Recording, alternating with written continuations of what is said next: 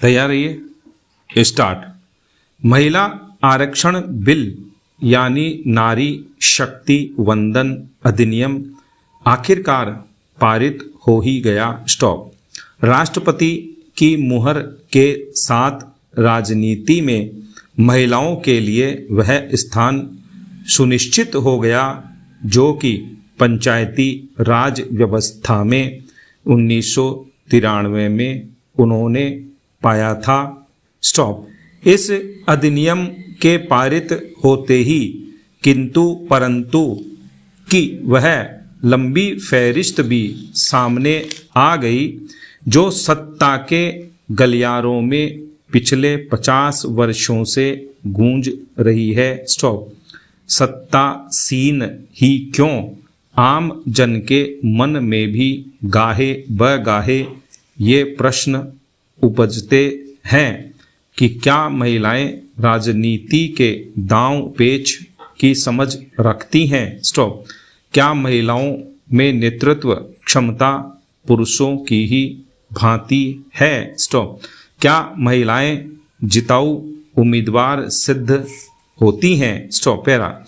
जहाँ तक प्रश्न महिलाओं के चुनाव जीतने का है तो इस संबंध में पिछले चुनावी नतीजे को देखना होगा। स्टॉप।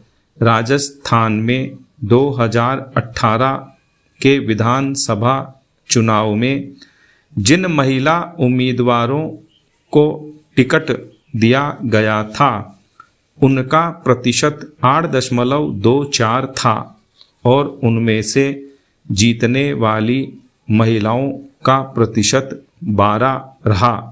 ठीक उसी वर्ष मध्य प्रदेश में 8.62% महिलाएं चुनाव में खड़ी हुईं और उनमें से 9.15 जीत गईं। स्टॉप। उसी कालावधि में छत्तीसगढ़ के चुनाव की बात करें तो वहां 10.40 महिला उम्मीदवारों में से 14.44 महिलाएं चुनाव जीतीं। स्टॉप। पैरा।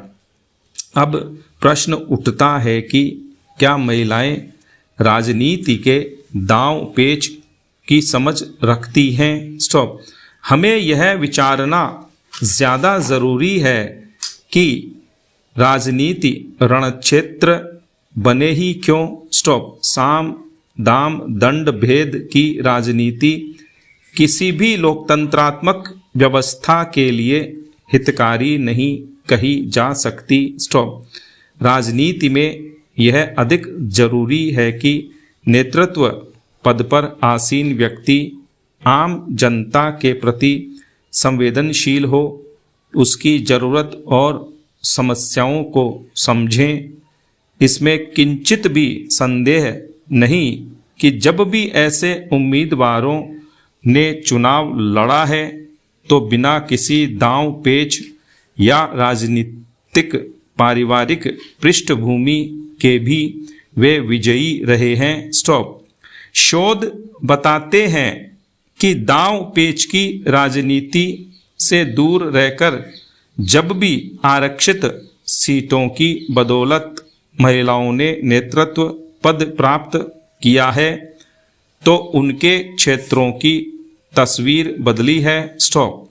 यह सच है कि आज भी कई स्थानों पर सरपंच पति भाई व पिता परोक्ष रूप से घुसपैठ करते दिखाई देते हैं। स्टॉप। बावजूद इसके महिला सरपंचों ने अपने क्षेत्रों की स्वास्थ्य शिक्षा और विकास की गति को बेहतर किया है। स्टॉप। अगर इस संदर्भ में महिला विधायकों की चर्चा की जाए तो रिसर्च की रिपोर्ट बताती है कि महिला नेता महिला और परिवार समर्थक नीतियों को लागू करके महिलाओं और बच्चों के मुद्दों पर ज़्यादा प्रभावी प्रतिनिधित्व करती हैं। स्टॉप।